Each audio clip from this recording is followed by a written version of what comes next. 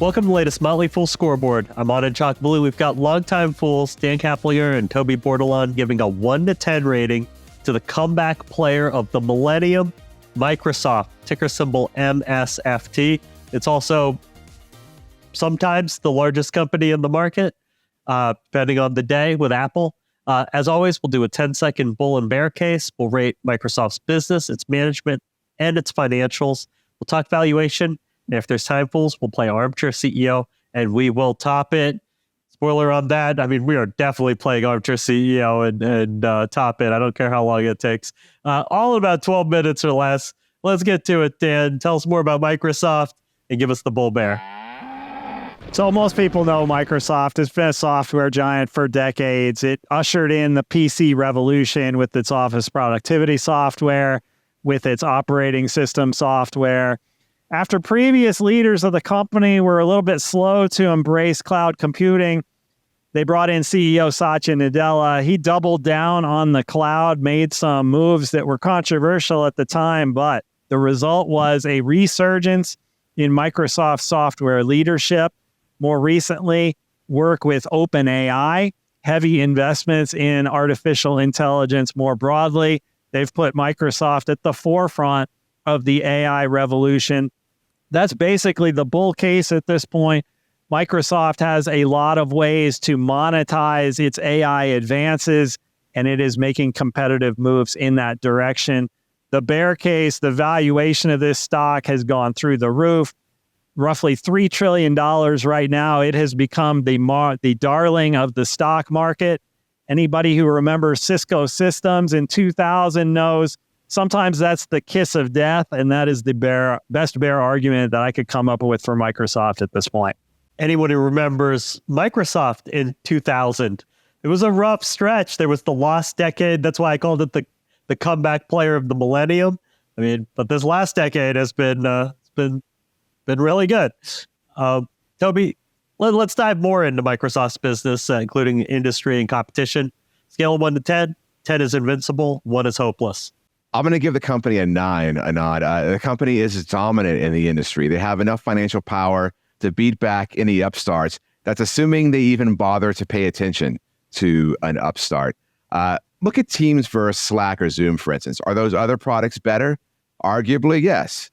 Does that matter? Well, it hasn't so far.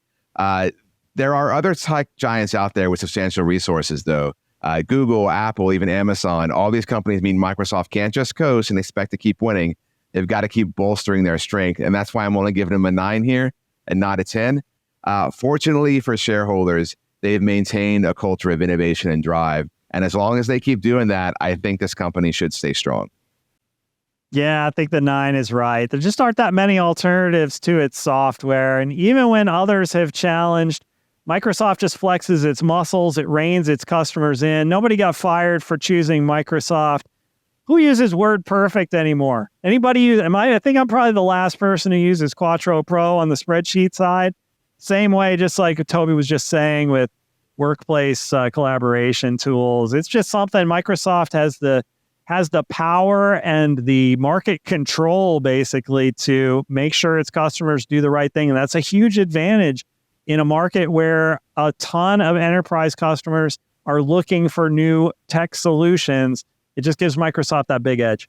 I was a WordPerfect person too, but haven't used it in decades, right, Dan?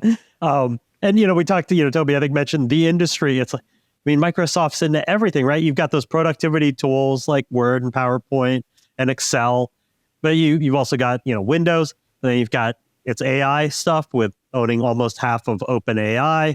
You've got the cloud stuff. You've got that, Teams going against Zoom. It's everywhere, and it's fighting well in all of its dimensions. Let's talk about management, because I think that's a big deal here. Toby, scale of 1 to 10.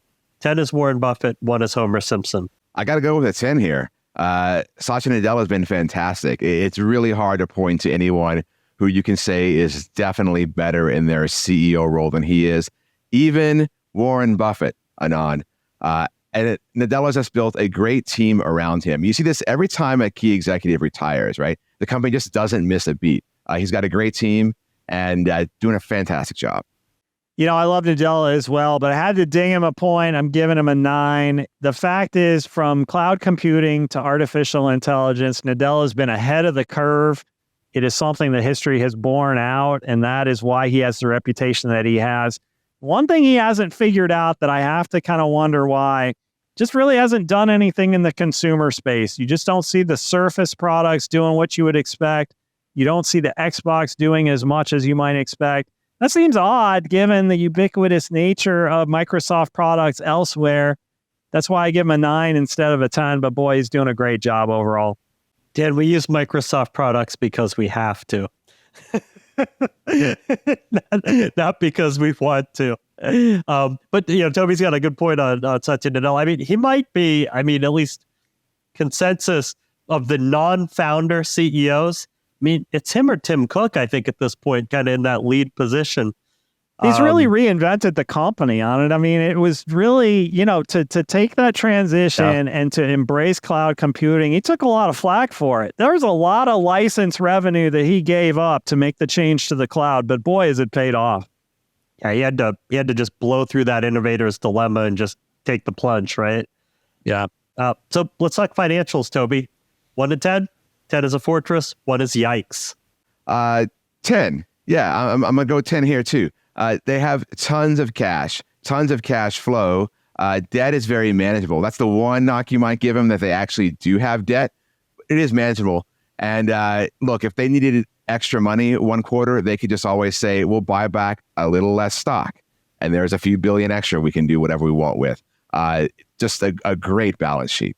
Toby says if you had to ding him, you would ding him on debt. And that's why I'm giving him a 9 instead of a 10. But admittedly, that balance sheet is extremely strong. The cash well in excess of the debt. The debt is really more of a money management feature than anything else. Now that the costs of that debt are probably going to go up, I wouldn't be surprised to see Microsoft let it work off the balance sheet at this point. Consistent growth on the sales side, consistent growth on the profit side. That has been what has sent the stock to all-time highs, and it's why I like its financial health as well. Yeah, I was going to say, I'd have to take a look at to see what those interest rates are at, but if they are indeed at the lower rates from a few years ago, that's just really good capital management. If you've got that, then you at the higher times pay it off because you've got the consistent cash flow. Let's talk valuation. Let's see how the stock does in the next 5 years. Dan, what do you think? So I'm giving it my general market expectation of 5 to 10%. I think the love for artificial intelligence has pulled forward some of the returns. It pushed it up to that $3 trillion valuation. It has some high expectations to live up to. Shareholders very much expecting full monetization of the AI offerings, and that will boost sales like we've seen with NVIDIA. If anything happens, if anything falls short of that, then I think there's a chance for the stock not to do as well. That's kind of why I'm reining in those return expectations. Yeah, I'm going to say somewhere between 10 and 15%, and honestly, probably on the lower end of that range. Now, you might be sitting there thinking, how can you give them such a low expectation as much as you like the company? But I think Dan is right here. A $3 trillion company, I just don't think we can expect high double-digit growth here. That's just the reality of what we're dealing with. They are going to grow. Just don't look at this as something that's going to double your money in the next 2 or 3 years. And for a $3 trillion company to get 10 to 15% annual returns over the next 5 years, that would be really impressive. So you're not underselling them here. Let's talk safety of this. That's part of valuation. Dan, how safe is Microsoft stock?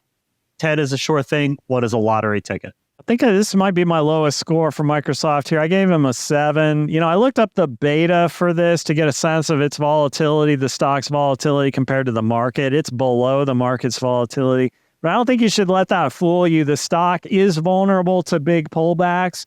It saw a big pullback in the bear market of 2022. Not as big as you saw with smaller tech companies, but it's still going to take continued success for Microsoft to live up to that $3 trillion valuation. If it doesn't, then shareholders need to be prepared for those inevitable pullbacks from time to time. Yeah, I'll say a 9 here. I really like what they're doing. I think that's the pretty safe bet, but they aren't invincible, right? Look no further than the incident to where you alluded to, Nod, at the top of the show back in the day with the government lawsuit. That's a risk. They have suffered through subpar CEOs in the past that have damped down performance. But their recent execution has been very good. I love their financial resources. I think this is going to make it very difficult for someone else to go after them. So all in all, I'm going to go with a 9 here. It's kind of wild, Dan. You know, you mentioned the $3 trillion valuation. It's I could be off by 1 or 2, but I think it could have its market cap and still be a top 5 company in the market, which is wild to think about. Let's play Armchair CEO. Dan, if you're running Microsoft, what's the first thing you'd change? It's real simple. I would just boost the dividend. Having a yield below 1% is an embarrassment at this point. They've got the cash flow. There's plenty of room for them to continue to do AI investment, but still treat shareholders better. I think it's time for some of these more mature tech companies to start boosting their payouts and give shareholders a bigger piece of the pie. Yeah, I'm going to circle back here to something Dan mentioned at the top of the show in his criticism of management. I would go harder after the consumer tech space. Microsoft is dominant in enterprise productivity software, and that's fantastic. But in the work from home era, and let's be honest here, guys, even if you're going back to the office, you're still probably working from home a lot more than you used to, right? A lot of the business is getting done at home, and a lot of it is getting done with tools people buy themselves. So I think Microsoft has an opportunity to get a bigger share of this market, especially right now when brand reputation for the company does seem to be pretty high. I will throw Microsoft a bone here. I do love my Microsoft ergonomic keyboard. So there you go. You got a foothold in that consumer space, if you call it consumer. Let's try to top it. Dan, is there a company in Microsoft space you like more? I actually prefer Alphabet. Somehow Alphabet got a reputation as an underdog. Expectations are much lower there, and the valuation's more reasonable in my view. I think Microsoft has to be perfect to live up to its expectations. When Alphabet shows even faint signs of promise, its stock jumps. I think that makes it a better investment at this point. No. Honestly, no. There's no one else I like better to answer the question directly. No one has the whole package. No one has what Microsoft does. No one else does it better. This is why they are a $3 trillion company. Right. Well, thanks to Dan and Toby for sharing their expertise and their views. They've given Microsoft an overall score of 8.5 out of 10, which makes Microsoft the 15th scoreboard company that I must own. Congrats to the house that Bill Gates built. Be sure to leave us a rating, a comment, or a stock request. We'll keep the stuff you love. We'll ditch the stuff you don't. Look out for a new scoreboard every market day at 7 p.m. Eastern. Till then, Fool on.